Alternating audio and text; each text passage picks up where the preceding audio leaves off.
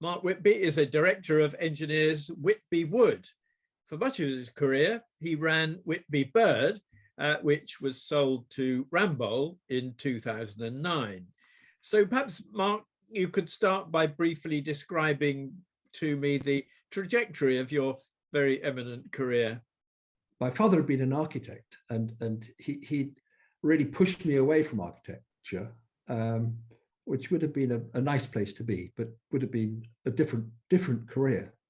And what I found was that when I came to work for Harrison Sutherland, that my understanding of architecture was such that I could communicate with them, and I wasn't frightened of architects, and I could read drawings, and I could visualize and make comments about ducks crossing at waist height across a staircase, for instance, and things like that. And people would smile, and you never quite understood I never quite understood what it was they liked. And particularly once when I suggested a diagonal waffle slab and did a little drawing of it for an architect, they were getting quite excited in a way. Anyway, it was a 3-day week, and coal strikes and things like that. And inevitably I thought about my future and decided I didn't want to stay with designing buildings, and I better go off and live in the country, which was one of the advantages of being an engineer. You could probably go and work on projects in wild Wales, which is what I went and did. I went and worked on a dam in North Wales, which was a miserable experience because the weather up there isn't nice. You'd get every other weekend off where you could climb the mountains, but it was remote and meant you left all your friends in London behind. I went from there to work on a road in Cardiff, and then a dock in Southampton, and grew up in contracting. And the thing I learned in contracting was that actually drawings are just a means to communicate. It's actually the product, the thing that you make that matters. And making it possible for builders to build something is a real skill. And came back out of contracting, and I'd spent a year traipsing around America. I'd earned enough money to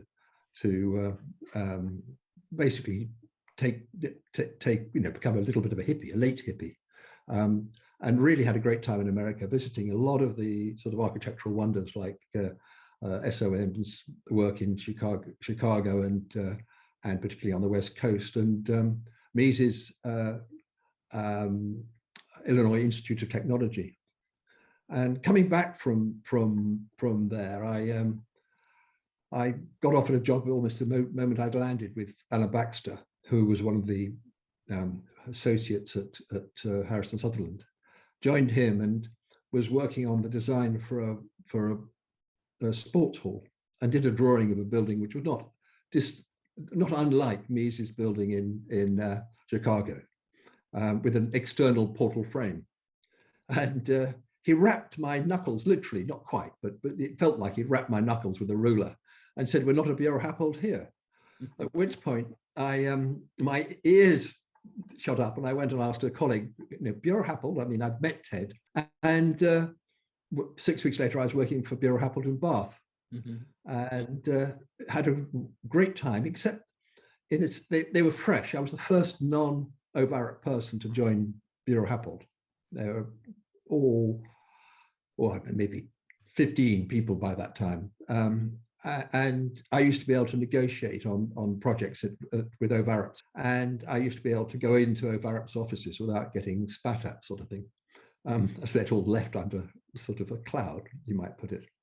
And I really enjoyed my time there, but I missed the working with local architects.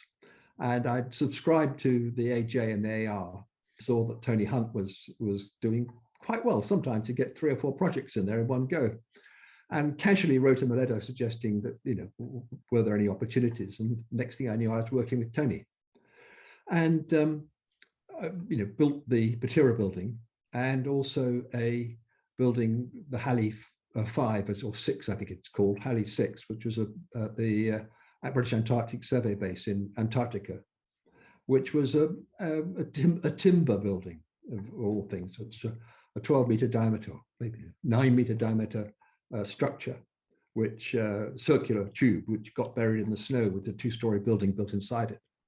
And it was an interesting experience, and lots of things you learn there, and old professors I talked to about things, because ice is really a viscous fluid. It moves very slowly, but it creates enormous pressures. But once it, anyway, in order to keep it as firm as possible, you have to keep it as cold as possible, because I discovered it changes its strength or stiffness by a factor of 10 between -5 and -10. So the game was to keep it at -10 when it wouldn't move, and at -5, if you let it warm up, it would start moving. And if it starts moving, it'll crush the structure. Hence this building inside, the square box inside the tube, had cold air from outside circulating inside it, in theory. In practice, things didn't necessarily happen like that. So those were 2 projects I would carry with me, alongside a dome in Colorado, a timber dome in Colorado, where I worked with Keith Critchlow. Having been there to his office for some other reason completely, and seen a sketch on the wall, and I came back with a means of building this 30-meter diameter timber dome, which was built over 2 summers by students who paid to come to Crestone in Colorado for the privilege. So I sort of gathered a certain pace there, worked on things like on the periphery of things like Inmos, the computer chip factory with Richard Rogers. Tony was based in Cirencester. Social life in Cirencester wasn't exactly the best. I needed to move back to London. My son was being born, and I couldn't be away from that.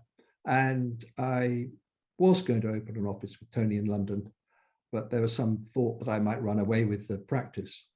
So I left and joined a man called Robert T. Horn, who wanted to join to open an office in London. And I sort of set up office for him in London. And before I knew it, Peter Aldington phoned me with a post office.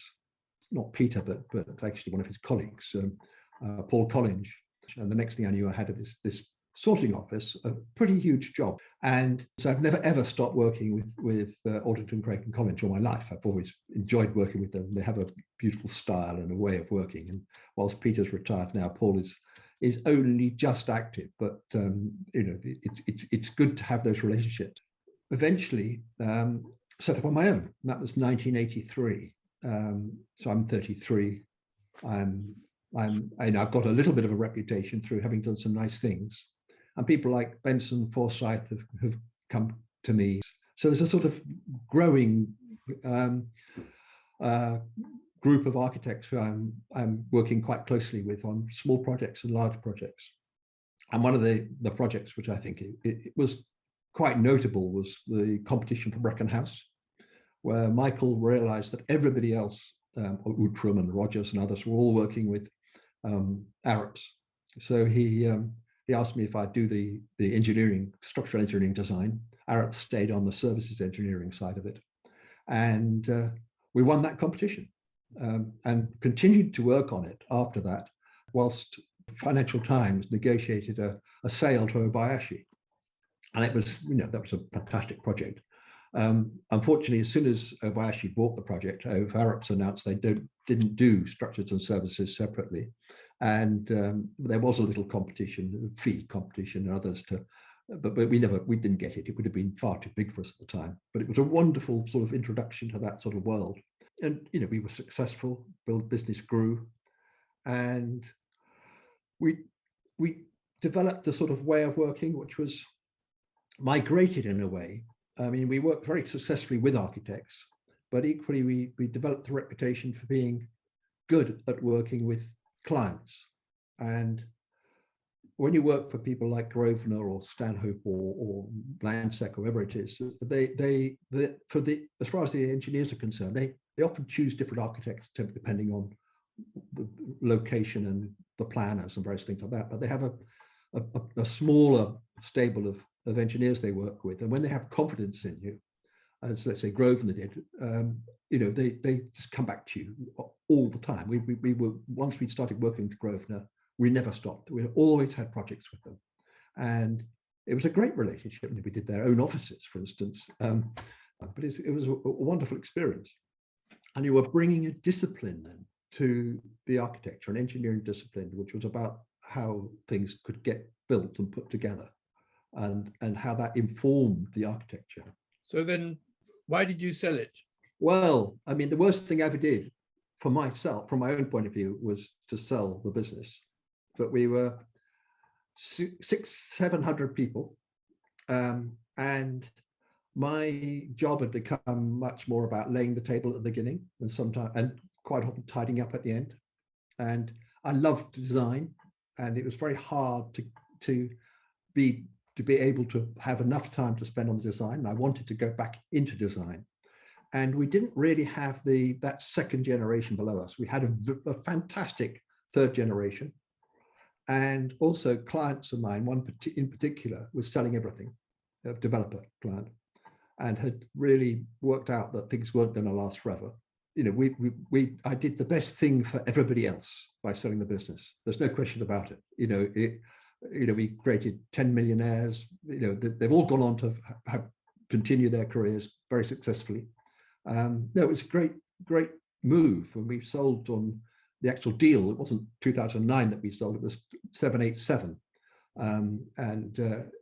If you can remember that date, 987 is when the stock market collapsed. So 2 days before the collapse of the stock market, when everybody believed the world was going to carry on forever, at least until the end of the Olympics, we put pen to paper.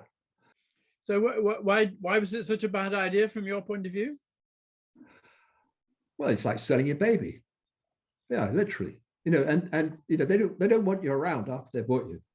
There's sort of, that's you're, and also, let's face it.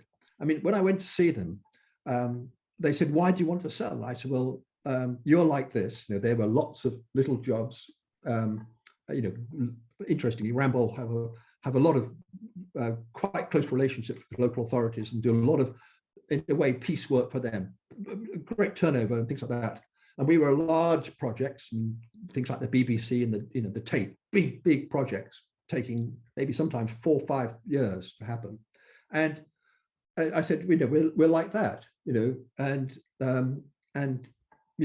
we together we do really well. They were also into wind engineering, offshore wind engineering, which I knew was going to be a big thing in the UK.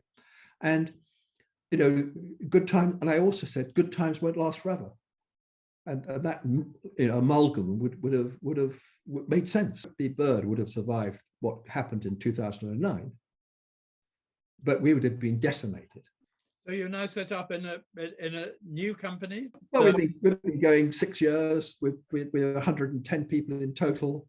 We've got some lovely projects. I'm working with David Chipperfield on a concert hall in Edinburgh, which is just about to go. Well, soon, hopefully, we'll be on site. I've got a project just started on site with Grafton in America in Arkansas, which is a timber building, it's a multi-story, 4-story high, big workshop for the University of Arkansas School of Architecture. They're lovely people to work for. I'm doing a bridge with Asif Khan at the moment. So, lovely little things. And, this morning I was having a conversation about handrail detailing, that's me. Get down to how you fit things together. How you make it, it's great. And when you've got something, it's 400 meters long, this bridge. When you've got something where you've got, what is it, 8,000 handrail, it's a detail which you're going to, that's worth getting right. It's worth it. And I've had another conversation about another bridge today. It's fun. And just to finish, you mentioned your father's an architect, and I note that the City of London police are moving out of one of his best buildings. Is it a long life, loose fit building which can be reused? Well, it's got officers' accommodation in the tower, so that'll convert nicely to hotel rooms. There's some very big, large spaces inside it, which will be very good in terms of whatever public functions they'd like to be able to hold there, whether it's restaurants or otherwise. There's a courtyard which they'll roof, no doubt, which used to have stables around it, again, which will cover very easily, and large spaces down in the basement, which will probably turn into a nightclub if possible, which were equipped. I think there was a gym down there, which would convert into an underground bunker in the event of a nuclear war. So yeah, it'll turn itself to that, and hopefully it'll be more open to the public. Well, thank you very much indeed for all those insights, and thank you for joining me this afternoon. Great, thank you, Peter.